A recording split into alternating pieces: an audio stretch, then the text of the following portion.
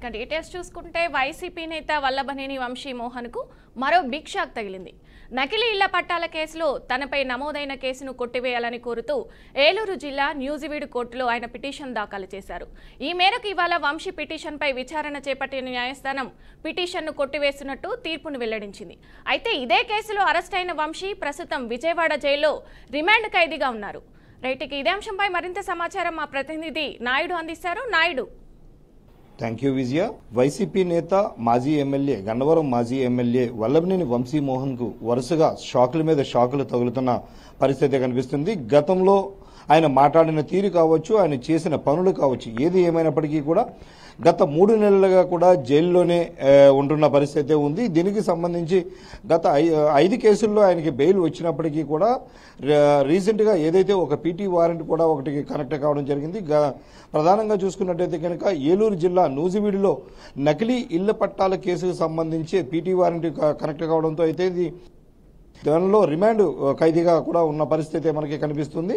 ఏదైతే రిమాండ్ ఖైదీగా ఉన్న నేపథ్యంలో అయితే కనుక వల్లభనేని వంశీమోహన్ తన బెయిల్ను దీనిపై అయితే మాత్రం కేసును కొట్టివేయాలంటూ కూడా దీన్ని ఇప్పటికే నూజివీడి కోర్టులో కూడా ఆయన పిటిషన్ పెట్టుకోవడం జరిగింది. దీనిపై అయితే మాత్రం వాదోపవాదం జరిగిన నేపథ్యంలో అయితే దీనిపై అయితే మాత్రం జడ్జి దీనికి కనీసం ఏ విధంగా కూడా ఇది క్షమించరానిది అంటూ కూడా ఆయన కూడా చెప్పడం జరిగింది. ప్రధానంగా చూసుకున్నట్టయితే కేసును కొట్టివేయడం అంటూ జరగని పరిస్థితి అంటూ కూడా జడ్జి చెప్పడంలోనూ అదేవిధంగా ఆయన దీనికి సంబంధించి ఈ కేసును కనీసం విచారణకు కూడా అంగీకరించకుండా దీన్ని వెంటనే తోసిపుచ్చడం చూస్తూ ఉంటే కనుక కనిపిస్తుంది. అంటే వల్లభనేని వంశీమోహన్ తాను చేసినటువంటి ఖచ్చితంగా తను శిక్ష అనుభవించాల్సిందే అన్న తీరుగానే ఉంది పరిస్థితి తప్ప అంతకు మించి ఆయనకైతే మాత్రం ఇందులో అయితే బెయిల్ ఈ కేసుకు సంబంధించి కొట్టేసే పరిస్థితి అయితే ఏం లేదు. దీనిలో అయితే కనుక తదనంతరం ఆయన బెయిల్కి అప్లై చేసుకోవాల్సిన పరిస్థితి ఉంది తప్ప కనుక ఈ కేసుకు సంబంధించి కేసును ఇట్టి పరిస్థితిలో కూడా కొట్టివేయడం జరగదు కూడా అంటూ కూడా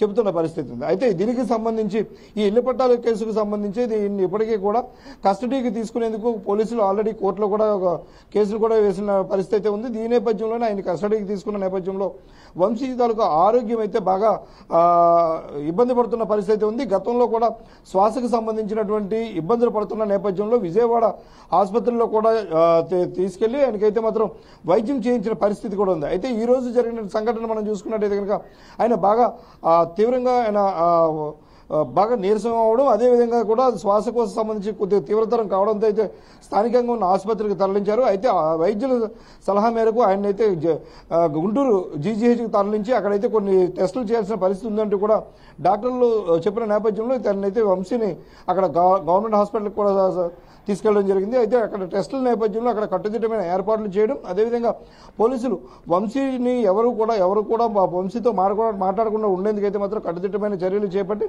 పూర్తి స్థాయిలో అయితే అక్కడ బందోబస్తును కూడా ఏర్పాటు చేసిన పరిస్థితి అయితే ఉంది. అక్కడికి తన భార్య కూడా చేరినప్పటికీ కూడా తన భార్యతో కూడా మాట్లాడేందుకు పోలీసులు నిరాకరించిన నేపథ్యం అయితే మనకి కనిపిస్తుంది. అదేవిధంగా ఏదైతే వల్లభనేని వంశీని గుంటూరు జీజీహెచ్కి తీసుకొచ్చిన సమయంలో అయితే ఇక్కడ కాస్తంత ఉన్నటువంటి ఇక్కడ మిగతా వారందరూ కూడా కాస్తంత ఇబ్బంది పడిన పరిస్థితి కూడా కనిపిస్తుంది. ఎందుకంటే వల్లభనేని వంశీ కస్టడీకి సంబంధించి పూర్తి స్థాయిలో భద్రతా వలయం ఉండడం నేపథ్యంలో అయితే మాత్రం కాస్తంత భద్రతను కట్టుదిట్టం చేసిన నేపథ్యంలో అయితే ఇక్కడ స్థానికంగా ఇక్కడికి వచ్చినటువంటి కొంతమంది రోగులు అయితే ఇబ్బంది పడ్డారని కూడా చెప్తున్న పరిస్థితి. అయితే ఏదేమైనప్పటికీ కూడా వల్లభనేని వంశీమోహన్కి సంబంధించి పూర్తి స్థాయిలో ఈయనకైతే మాత్రం మరిన్ని కష్టాలు కూడా ఉంటాయంటూ కూడా కొంతమంది చెప్తున్న పరిస్థితి అయితే ఉంది. ఎందుకంటే వల్లభనేని వంశీ గతంలో ఎమ్మెల్యేగా ఉన్నప్పుడు అదేవిధంగా గన్నవరంలో తను చేసినటువంటి అరాచకాలు కావచ్చు, ఆ చుట్టుపక్కల చేసినటువంటి అరాచకాలు అయితే మాత్రం ఆయనకైతే మొత్తం చుట్టుముట్టినట్టుగా కనిపిస్తుంది. అయితే దీనిపై అయితే మాత్రం వరుసగా కేసులు అయితే మాత్రం ఒకదాని తర్వాత ఒకటి కనెక్ట్ కావడం, అదేవిధంగా దీనికి సంబంధించి కొన్ని కేసుల్లో సత్యవర్ధన కేసులో అయితే బెయిల్ వచ్చినప్పటికీ కూడా కనీసం ఆయన విడుదల కాకపోవడం చూస్తూ ఉంటే కనుక రానున్న రోజుల్లో మరిన్ని కేసులు చుట్టుముడతాయేమో అన్న భయం అయితే మాత్రం ఇటు కార్యకర్తల్లోనూ ఇటు వంశీ కూడా ఉన్న పరిస్థితి అయితే ఉంది. ఆరోగ్య సమస్యను బూచిగా చూపిస్తూ కూడా ఈయన బెయిల్కి అప్లై చేస్తున్న పరిస్థితి ఉన్న నేపథ్యం అయినప్పటికీ కూడా కనీసం జడ్జి అంటే కోర్టులు అయితే మాత్రం ఈయన తాలూకా దీన్ని నమ్మే పరిస్థితి లేదంటూ కూడా చెప్తున్న పరిస్థితి అయితే ఉంది. ఓవరాల్ గా చూసుకున్నట్టయితే కనుక రానున్న రోజుల్లో వల్లభనేని వంశీకి మరిన్ని కష్టాలు ఎదురవుతాయంటూ కూడా కొంతమంది చెప్తున్న పరిస్థితి అయితే మనకి కనిపిస్తూ ఉంది. విజయ. Thank you Naidu. మాజీ మంత్రి కాకాని గోవర్ధన్ రెడ్డి కోర్టు 14 రోజుల డిమాండ్ విధించింది. అక్రమ మైనింగ్ కేసులో నిందితుడిగా ఉన్న కాకాని కొన్నాళ్లుగా పోలీసుల నుంచి తప్పించుకొని తిరుగుతున్న కాకానిని బెంగళూరులో ఏపీ పోలీసులు అదుపులోకి తీసుకున్నారు. ఉదయం నెల్లూరుకు తీసుకువచ్చిన పోలీసులు వెంకటగిరి కోర్టులో హాజరుపరిచారు. కాకాని కేసును విచారించిన కోర్టు 14 రోజులు రిమాండ్ విధించింది.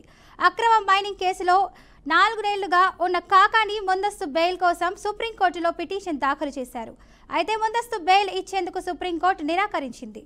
ఈ క్రమంలో పలుమార్లు ఏపీ పోలీసులు నోటీసులు ఇచ్చిన విచారణకు హాజరయ్యారు.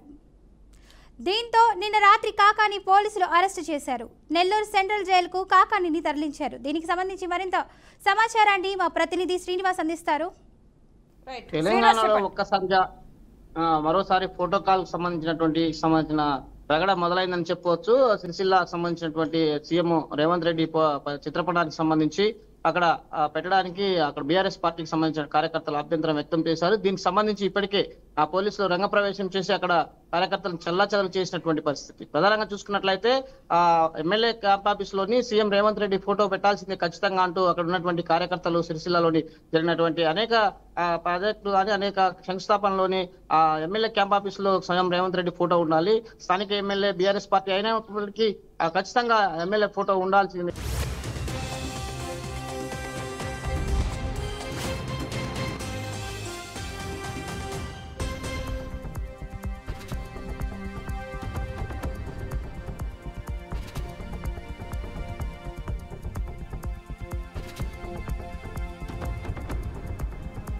మాజీ మంత్రి కాకాని గోవర్ధన్ రెడ్డికి కోర్టు 14 రోజుల రిమాండ్ విధించింది. అక్రమ మైనింగ్ కేసులో నిందితుడిగా ఉన్న కాకాని కొన్నాళ్లుగా పోలీసుల నుంచి తప్పించుకుని తిరుగుతున్న కాకానిని బెంగళూరులో ఏపీ పోలీసులు అదుపులోకి తీసుకున్నారు. ఉదయం నెల్లూరుకు తీసుకొచ్చిన పోలీసులు వెంకటగిరి కోర్టులో హాజరుపరిచారు. కాకాని కేసును విచారించిన కోర్టు 14 రోజుల రిమాండ్ విధించింది. అక్రమ మైనింగ్ కేసులో A4గా ఉన్న కాకాని ముందస్తు బెయిల్ కోసం సుప్రీంకోర్టులో పిటిషన్ దాఖలు చేశారు. అయితే ముందస్తు బెయిల్ ఇచ్చేందుకు సుప్రీంకోర్టు నిరాకరించింది. ఈ క్రమంలో పలుమార్లు ఏపీ పోలీసులు నోటీసులు ఇచ్చినా విచారణకు గైహారు అయ్యారు. దీంతో నిన్న రాత్రి కాకాని పోలీసులు అరెస్ట్ చేశారు. నెల్లూరు సెంటర్ జైలుకు కాకానిని తరలించారు. రైట్, ఇదే అంశంపై మరింత సమాచారం మా ప్రతినిధి విద్యాసాగర్ అందిస్తారు. విద్యాసాగర్. నెల్లూరు జిల్లా పొదలకూరు మండలం తాటిపర్తి వరదాపురం అనే ప్రాంతంలో రుస్తుం మైన్ అనే ఒక మైన్లో అక్రమ మైనింగ్కి పాల్పడ్డారు. ఈ అక్రమ మైనింగ్ పాల్పడడంతో పాటు అక్కడ పేలుడు పదార్థాలతో పాటు పేలుడు పదార్థాలు ఉంచడం, అలాగే వాటిని నిర్వహణ, వీటితో పాటుగా SC ST కేసులో కూడా ముద్దాయిగా ఉన్న A4, ఈ కేసులో A4 ముద్దాయిగా ఉన్న కాకాని గోవర్ధన్ రెడ్డి గత 2 నెలలుగా తప్పించు తిరుగుతున్నారు, అజ్ఞాతంలో ఉన్నారు. కేసు నమోదైనప్పటి నుంచి పోలీసులు 3 దఫాలుగా కూడా ఇతని మీద నోటీసులు ఇచ్చారు. విచారణకు హాజరు కావాలని చెప్పి అనేక మార్లు చెప్పారు. కానీ ఎక్కడ కూడా కాకాని గోవర్ధన్ రెడ్డి విచారణకు హాజరు కాకపోవడం, అలాగే ఒక్కసారిగా ఏప్రిల్ నుంచి అజ్ఞాతంకి వెళ్ళకపోవడంతో 55 రోజులుగా పోలీసులు పలు బృందాలుగా 5 రాష్ట్రాల్లో కాకాని గోవర్ధన్ రెడ్డి కోసం వేట కొనసాగించారు. ఈ నేపథ్యంలోనే నిన్న సాయంత్రం కర్ణాటక ప్రాంతంలోని బెంగళూరు సమీపంలో రిసార్ట్స్లో కాకాని గోవర్ధన్ రెడ్డి ఉన్నట్టు ఈ సమాచారంతో అటు మదనపల్లి పోలీసులు కాకాని గోవర్ధన్ రెడ్డి అదుపులోకి తీసుకుని గత రాత్రి తెల్లవారుజామున నేరుగా నెల్లూరు జిల్లాకు తీసుకురావడం, ఇక్కడ వెంకటాచలంలో ప్రాథమిక వైద్య సేవా కేంద్రంలో ఆయనకి పరీక్షలు నిర్వహించి అనంతరం ఇక్కడ నెల్లూరులోని పోలీస్ ట్రైనింగ్ కాలేజీలో చాలాసేపు విచారణ కూడా చేశారు. ఈ నేపథ్యంలోనే విచారణ అనంతరం సుమారు 10 గంటలకు ఇక్కడ నెల్లూరు నుంచి ఆయన గూడూరు కోర్టులో హాజరుపరచవలసి ఉంటుంది. మామూలుగా గూడూరు కోర్టులో ఇప్పుడు వేసవశాలను నడుస్తుండడంతో ఈ గూడూరు కోర్టులో ఉన్న వెంకటగిరి కోర్టులో హాజరుపరిచారు. వెంకటగిరి కోర్టులో హాజరుపరిచిన తర్వాత కాకాని గోవర్ధన్ రెడ్డి తరఫున రోజారెడ్డి లాయర్ కూడా తన వాదనలు వినిపించారు. కాకాని గోవర్ధన్ రెడ్డికి బెయిల్ మంజూరు చేయాలని, ఈ కేసులో ప్రధాన A1గా ఉన్న వారికి కూడా బెయిల్ వచ్చిందని, అనేక మంది A6, A8లో కూడా బెయిల్ వచ్చిందని చెప్పి బెయిల్ వాదనకి అయితే వినిపించారు. కానీ ప్రభుత్వం తరపున వాదించిన లాయర్లు ఈ కేసులో ముఖ్యంగా పేలుడు పదార్థాలు అలాగే SC ST కేసులని నమోదై ఉన్నాయి కాబట్టి కాకాని గోవర్ధన్ రెడ్డికి రిమాండ్ విధించాలని చెప్పి జస్టిస్ను కోరడంతో వెంకటగిరికి సంబంధించిన న్యాయమూర్తి విష్ణు శర్మ ఈయనకి 14 రోజుల రిమాండ్ విధించారు. ఈ నేపథ్యంలోనే అక్కడ వెంకటగిరి నుంచి నేరుగా కూడా సాయంత్రం 3 గంటలకి ఆ కాకాని గోవర్ధన్ రెడ్డిని పటిష్ట బందోబస్తు ఏర్పాట్ల మధ్య నెల్లూరులోని మన విజువల్స్లో కూడా చూడొచ్చు, నెల్లూరులోని కేంద్ర కారాగారానికి తీసుకొచ్చారు. కాసేపటి కాసేపటి క్రితమే ఇక్కడ కేంద్ర కారాగారంలో రిమాండ్ ఖైదీగా కాకాని గోవర్ధన్ రెడ్డి అయితే లోపల వదలడం జరిగింది. ఇప్పటికే ఈ కేసుకు సంబంధించి కాకాని అరెస్టుకు సంబంధించి వైసీపీ నేతలు పెద్ద ఎత్తున అయితే స్పందించారు. కాకాని గోవర్ధన్ రెడ్డి మీద అక్రమ కేసులు బనాయించారని, ఈ కాకాని గోవర్ధన్ రెడ్డి వాస్తవం చూసుకుంటే పేలుడు పదార్థాలు నిర్వహించడం కానీ ఎస్సీ ఎస్టీ కేసులు అన్నీ కూడా చట్టవిరుద్ధం అని చెప్పి చాలా మంది చెప్పారు. ఈ కేసులో ప్రముఖంగా A1గా ఉన్న పేర్నాటి శ్యాంప్రసాద్ కూడా కాసేపటి క్రితమే ఈ అక్రమ కేసుపై స్పందించారు. కాకాని గోవర్ధన్ రెడ్డి పరామర్శించేందుకు వచ్చిన తర్వాత ఆయన A1గా ఉన్న తన మీద కేసు పెట్టినప్పుడు ఈ పేలుడు పదార్థాలు కానీ ఎస్సీ ఎస్టీ కేసులు కానీ లేవని, దీంతోనే తనకు హైకోర్టులో బెయిల్ మంజూరైందని, కానీ కాకాని గోవర్ధన్ రెడ్డికి ఆ కేసు నమోదు చేసిన తర్వాత ఆయన పైన ఈ పేలుడు పదార్థాలు ఎన్ని కేసులు పెట్టారు కాబట్టి ఆయనకి నా బెయిల్ రాకపోయి ఉండొచ్చని, కానీ చట్టరీత్యా ఎదుర్కొంటామని ఇప్పుడు ప్రస్తుతం అక్రమ మైనింగ్ విపరీతంగా చేస్తున్న కూటమి నేతల మీద, తెలుగుదేశం వారి మీద ఈ కేసులోనే ప్రధానంగా A5గా ఉన్న కృష్ణరాజు అనే వ్యక్తి మీద కూడా ఎందుకు పోలీసులు చర్యలు తీసుకోవట్లేదు, వారి మీద ఎందుకు కేసు నమోదు చేయట్లేదని చెప్పి పేర్నాటి శ్యాంప్రసాద్ అయితే చాలా గట్టిగా నిలదీసిన పరిస్థితి. మొత్తం మీద వైసీపీకి సంబంధించిన మాజీ మంత్రులు కావచ్చు, ఎమ్మెల్సీలు కావచ్చు, అలాగే ముఖ్య నేతలు అందరూ కూడా మాజీ మంత్రి అనిల్ కుమార్ యాదవ్, అలాగే MLC Chandrashekar Reddy, MLC Mary Muralidhar, అలాగే మాజీ ఎమ్మెల్యేలు కిలివేటి సంజయ్ వచ్చి వీళ్ళందరూ కూడా ముక్త కణంతో ఖండించారు కాకాని అరెస్ట్ని. రాబోయే రోజుల్లో గట్టిగా ఎదుర్కొంటాం, తమ ఒక్క నేతను అరెస్ట్ చేసినంత మాత్రం వైసీపీలో మిగతా వాళ్ళందరూ కూడా కాముగా ఉండరని చెప్పి కూటమి ప్రభుత్వం ఏదైతే మొత్తం మీద ఏదైనా సరే చట్టవిరుద్ధంగా కానీ ప్రజలకు వ్యతిరేకంగానే పాలన సాగిస్తే అందరం కూడా రోడ్డు మీదకి రావాల్సిన పరిస్థితి ఉంటుంది. మొత్తం అందరం ధైర్యంగా ఎదుర్కొంటాం. కాకాని కూడా చట్టపరంగా మళ్ళా ఇంకోసారి కూడా బెయిల్కి వెళ్ళే అవకాశం ఉంది, బెయిల్ మిగతా కోర్టులకు వెళ్ళే అవకాశం ఉంది, దీన్ని ఛాలెంజ్ చేసే అవకాశం ఉంది. సో మొత్తం మీద ఈ నేపథ్యంలోనే కాకాన్ని ప్రస్తుతానికైతే కస్టడీ పిటిషన్ అడగలేదు పోలీసులు, కస్టడీ పిటిషన్ కూడా అడిగే అవకాశం ఉంది. ఈ కేసులో కస్టడీ పిటిషన్ అడిగిన తర్వాత ఇప్పటికే సుమారు 60,000 మెట్రిక్ టన్నుల అక్రమ మైనింగ్, అలాగే 260 కోట్ల రూపాయల అవినీతి జరిగిందన్న ఈ కేసులో కాకాని గోవర్ధన్ రెడ్డిని తొందరలోనే కస్టడీ పిటిషన్కి అడిగే అవకాశం ఉంది. కస్టడీ పిటిషన్ అడిగిన తర్వాత ప్రస్తుతం ఈ కేసులో మొత్తం మీద 17 మంది ఉన్నారు, మరికొన్ని పేర్లు కూడా చేర్చే అవకాశం ఉంది. అలాగే ప్రభుత్వ ఉద్యోగులు ఎవరైనా ఈ కేసులో చేరుస్తారు, ఎందుకంటే గతంలో పనిచేసిన మైనింగ్లో అనేక మంది కూడా ఈ కేసులో ఇన్వాల్వ్ అయినారు, ఈ అక్రమ మైనింగ్ మీద ఇన్వాల్వ్ అయినారని చెప్పి అనేక మంది చెప్తున్న నేపథ్యంలో కాకాని గోవర్ధన్ రెడ్డి తర్వాత నోరిప్పితే కానీ ఎన్ని వ్యవహారాన్ని బయట కనిపించే అవకాశం లేదు. మొత్తం మీద 2 నెలలుగా అజ్ఞాతంలో ఉన్న కాకాన్ని అయితే పోలీసులు అరెస్ట్ చేసి ఇక్కడ నెల్లూరులోని కేంద్ర కారాగారానికి అయితే తరలించే పరిస్థితి ఉంది. వైఎస్ఆర్ కడప జిల్లాలో రేపు జరగనున్న టీడీపీ మహానాడుకు సర్వం సిద్ధమైంది. ఈ ప్రతిష్టాత్మక కార్యక్రమానికి సంబంధించిన ఏర్పాట్లను శరవేగంగా పూర్తయ్యాయి. కడప నగరం మొత్తం పసుపు తోరణాలు, పార్టీ జెండాలు, ఫ్లెక్సీలతో నిండిపోయి పండుగ వాతావరణాన్ని తలపిస్తోంది. మహానాడు సభా ప్రాంగణం మొత్తం భారీ కటౌట్లతో పసుపుమయమైంది. టీడీపీ ఎంతో ప్రతిష్టాత్మకంగా నిర్వహించే మహానాడుకు పార్టీ కార్యకర్తలు పెద్ద ఎత్తున తరలిరానున్నారు. మహానాడులో పార్టీ రాజకీయ, ఆర్థిక, సామాజిక అంశాలతో పాటు విద్య, వైద్యం, వ్యవసాయం, పారిశ్రామిక అంశాలపై టీడీపీ తీర్మానాలు చేయనుంది. టీడీపీ పార్టీ ఎన్నికల నియమావళి ప్రకారం ప్రతి 2 ఏళ్లకు ఓసారి పార్టీ అధ్యక్షుడిని ఎన్నుకుంటారు. ఇప్పటి వరకు ప్రతి మహానాడులో చంద్రబాబు పార్టీ అధ్యక్షుడిగా ఏకగ్రీవంగా ఎన్నికవుతూ వస్తున్నారు.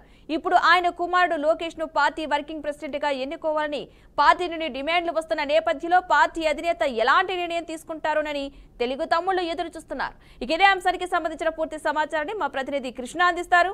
కృష్ణ, చెప్పండి. Thank you.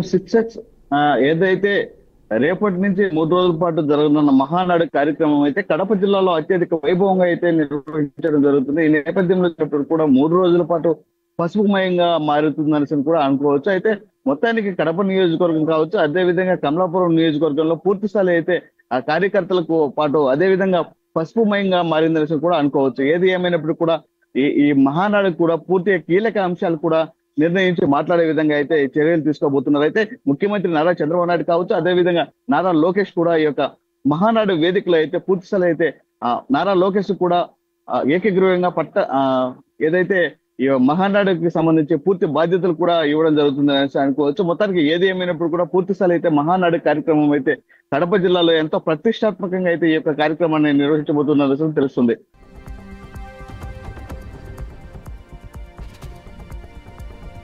Right, thank you Krishna.